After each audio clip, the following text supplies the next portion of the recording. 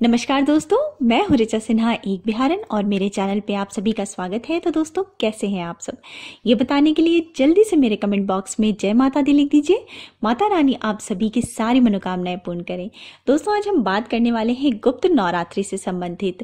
दोस्तों, गुप्त नवरात्रि साल में 2 बार आती है, जिसका कि बहुत ही महत्व है। तो मैं आज आपको बताऊंगी कि गुप्त नवरात्रि का क्या महत्व है, ये कब से शुरू होने वाला है, कब से कब तक रहने वाला है, इस दौरान घट स्थापना का शुभ मुहूर्त क्या है, गुप्त नवरात्रि में आप किस प्रकार से पूजा करें, किस मंत्र का जप करें, गुप्त नवरात्रि और सामान्य नवरात्रि में क्या अंतर है।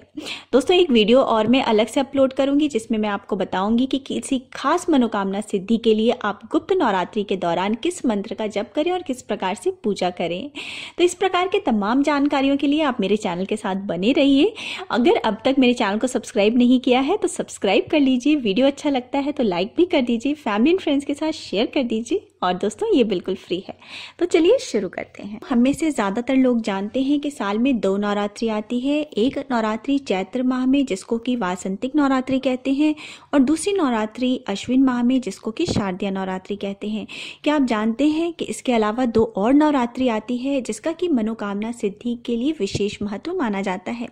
इन 2 नवरात्रियों को गुप्त नवरात्रि कहते हैं क्योंकि ये गुप्त है और कम लोगों को ही इसका ज्ञान है। दोस्तों, ये 2 जो गुप्त नवरात्रि है ये पहली बार आती है माघ माह के शुक्ल पक्ष में और दूसरी बार आती है आषाढ़ माह के शुक्ल पक्ष में, यानी कि कुल मिला के साल में 4 नवरात्रि आती है। दोस्तों, ये चारों नवरात्रि ही ऋतु परिवर्तन के समय मनाए जाते हैं और इसमें जो है महाशक्ति माँ दुर्गा की पूजा की जाती है। परंतु जो ये गुप्त नवरात्रि है इसमें माँ दुर्गा की आराधना के साथ ही 10 महाविद्या की पूजा भी की जाती है। खास तौर पर गुप्त नवरात्रि का संबंध तंत्र साधना से है। तंत्र साधना की दृष्टि से गुप्त नवरात्रि बहुत ही महत्वपूर्ण माना जाता है। जैसा कि मैंने बताया कि 10 महाविद्या की पूजा की जाती है, तो उनके नाम है माँ काली, तारा देवी, त्रिपुरा सुंदरी, भुवनेश्वरी, छिन्नमस्तिका, त्रिपुर भैरवी, माँ धूमावती, बगलामुखी, माँ तंगी और कमला देवी।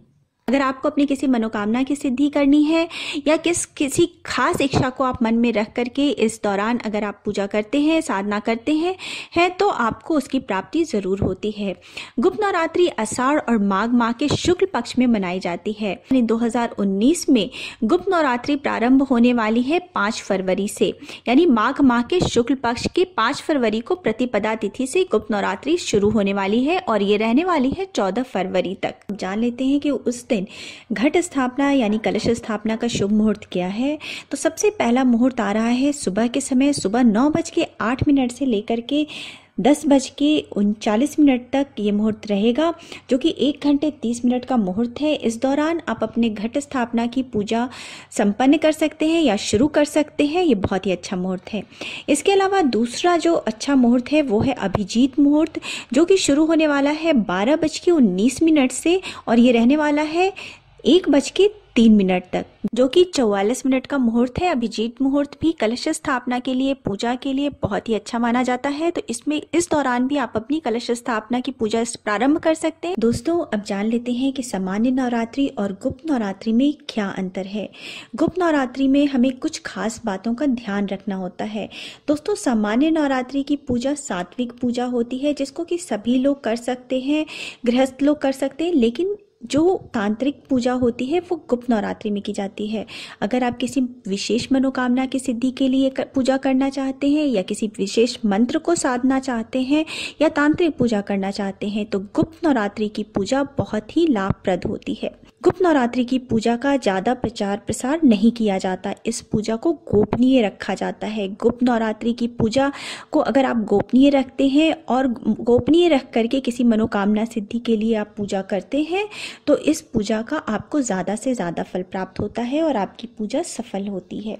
दोस्तों, अगर आप नवरात्रि में, गुप्त नवरात्रि में 9 दिनों तक पूजा और मंत्र साधना करने चाहते हैं तो 9 दिनों के लिए कलश की स्थापना की जाती है और कलश की स्थापना करके अगर कलश स्थापना आप कर रहे हैं तो आपको दोनों वेला यानी सुबह शाम मंत्र का जप, चालीसा या सप्तशती का पाठ करना चाहिए। दोनों ही समय माँ की आरती करनी चाहिए। माँ के को दोनों बेला भोग लगाएं। भोग में सबसे सरल और उत्तम होता है लौंग और बताशा, जो कि माँ को बहुत ही प्रिय भी है और बहुत आसानी से उपलब्ध भी है।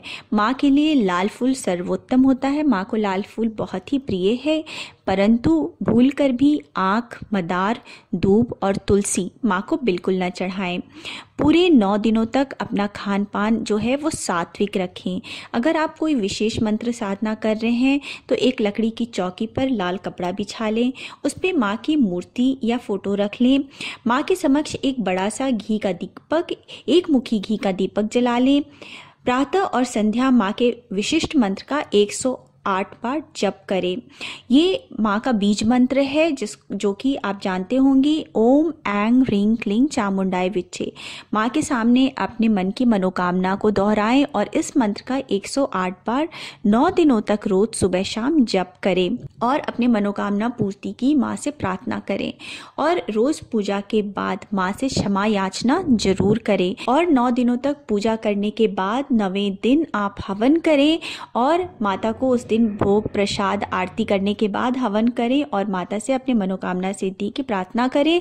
अपनी गलतियों के लिए क्षमा मांगे, क्षमा याचना करें। दोस्तों, जैसा कि मैंने अपनी इस वीडियो में बताया है कि गुप्त नवरात्रि का किसी मनोकामना सिद्धि या तंत्र साधना के लिए बहुत ही विशेष महत्व है।